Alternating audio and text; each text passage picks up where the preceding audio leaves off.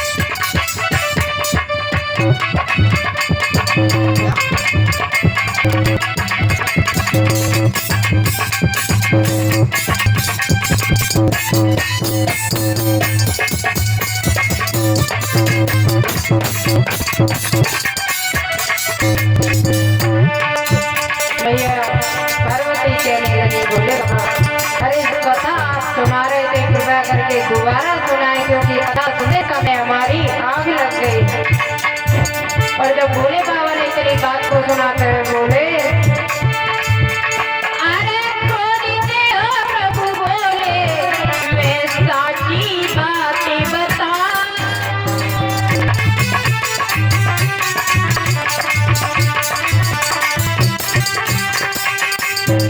भोले बाबा कहने लगे जब तुम सो गई तो हो रहा कौन तेरा था। मन में विचार करने लगे अरे दया करा जिसने जब जग से नाम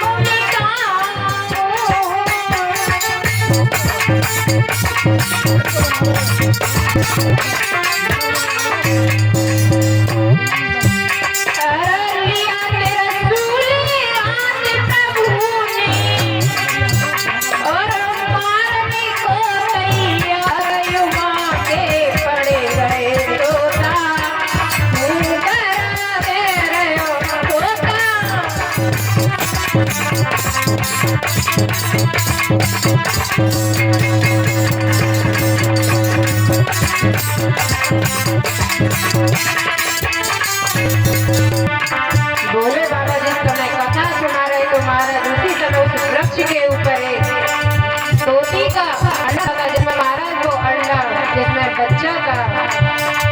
आज जैसे ही इस तोते ने इस बात सुनी तो महाराज वहां से उड़ने लगा हुआ था।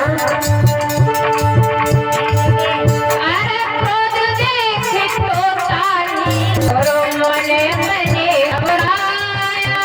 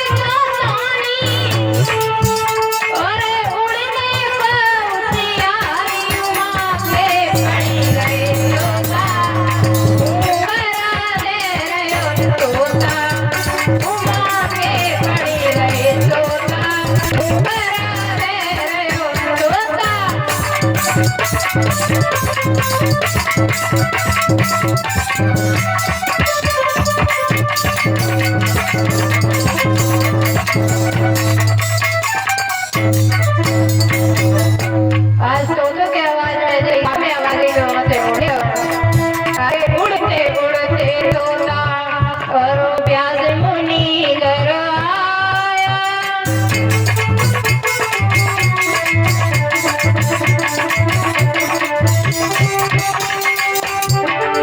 और वो सोए रही व्यास की पत्नी, बके उधर जाई समाया।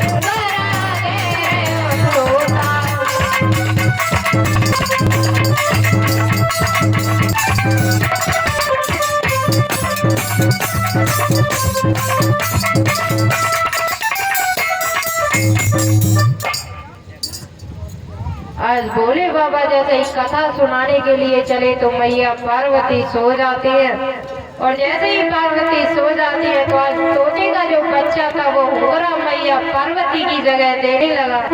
भोले बाबा को पता चला तो हाथ में त्रिशूल लिया, मारने के लिए चले तो वो तोते का बच्चा उड़ते हुए व्यास मुनि की पत्नी सो रही थी तो उसके महाराज सासों के कुत्ता उधर में प्रवेश कर जाता है। महाराज कहा जा रहा है कि माँ के गर्भ से बच्चा 9 महीने के जन्म लेता है, लेकिन वो गोती का बच्चा है, डर के मारे बाहर नहीं आया। धीरे धीरे करके 12 वर्ष हो गए। जब 12 वर्ष के बाद बाहर आया तो महाराज उसने ना तो अपने माँ को देखा ना पिताजी को देखा, सीधे वन के लिए प्रस्थान हो गए। और वन के लिए जब गए तो एक वृक्ष के नीचे बैठे, गंगा जी के किनारे एक वृक्ष के नीचे बैठे। वहां पर देखा कि सभी ऋषि मुनि बैठे हैं और राजा बैठे हैं। राजा परीक्षित ने दोनों हाथ जोड़े कहने लगे, प्रभु मेरा उद्धार कैसे हुआ? आज सारा हाल अपना सुना। तो श्री सुखदेव जी कह रहे कि आप राजन चिंता ना करो, श्रीमद् भागवत सुनकर के आपका उद्धार अवश्य हुआ। आज श्री सुखदेव जी राजा परीक्षित को कथा सुनाने लगे। बोली बागे में हरि लाल की।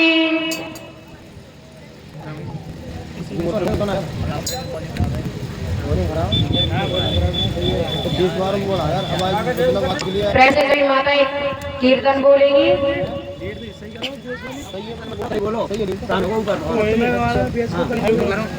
चलो भैया टाइम ज्यादा हो रहा है, कीर्तन कैंसल।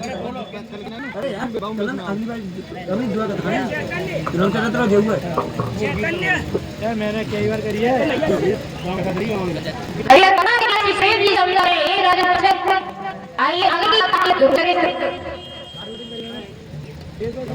समझा रहे हैं, राजन परीक्षित हम और आप किनकी संतान है? इस सृष्टि का आगे वर्णन कैसे हुआ?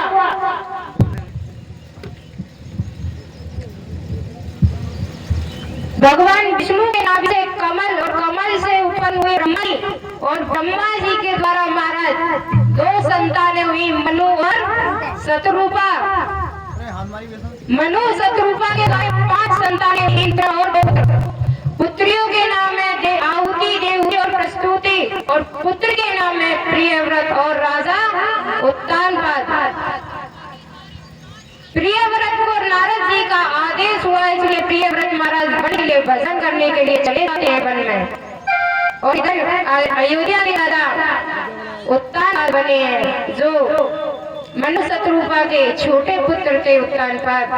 आज अयोध्यापुरी का राजा उत्तानपाद को दिए।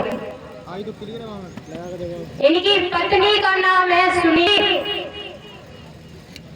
महाराज सब है धन दौलत राजपाट सब है, लेकिन इनके घर में कोई संतान नहीं है।